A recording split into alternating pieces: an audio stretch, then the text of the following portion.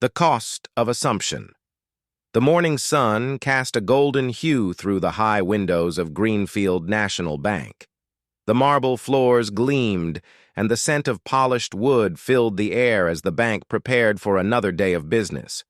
Among the employees was Emily Carter, a young teller with ambition burning in her heart. She had just completed her first year on the job and believed she had a sharp eye for trouble. Her co-workers often praised her alertness, though sometimes it bordered on arrogance.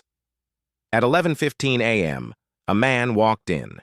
He was Mr. Daniel Hayes, an older black gentleman, dressed in simple clothes. Dark jeans, a faded polo, and worn leather shoes. He moved slowly, carrying only a leather folder under one arm.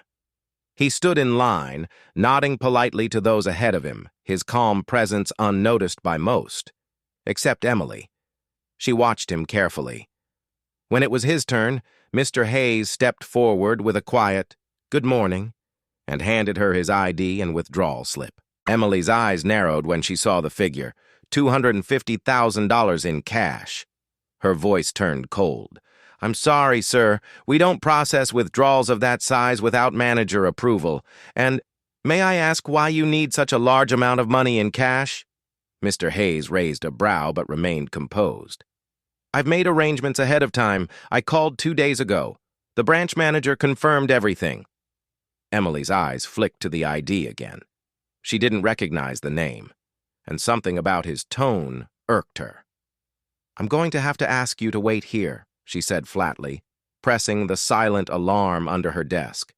"Security will need to verify this transaction." Mr. Hayes sighed quietly. "I assure you." But she was already on the phone, whispering.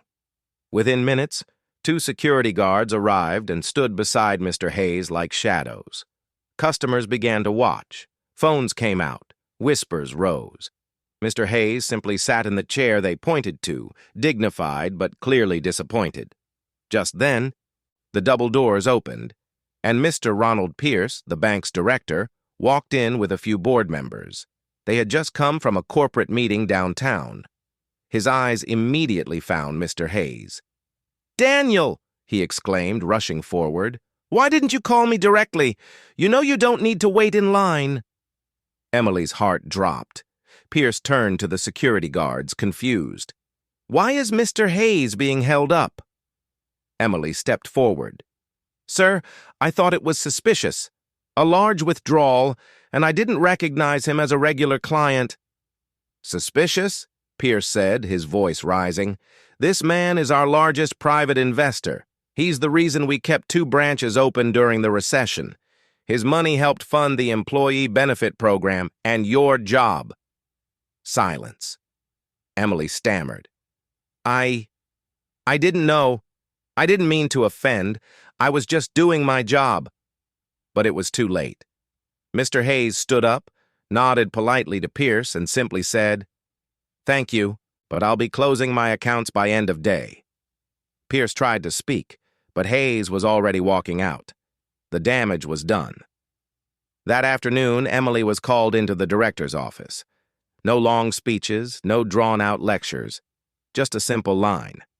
When bias speaks louder than service, we lose everything. I'm sorry, but you're no longer part of this team. Moral lesson. Never judge someone by their appearance, race, or clothing. Respect, courtesy, and professionalism should be given to all, equally. Hidden behind the simplest faces may lie the greatest influence.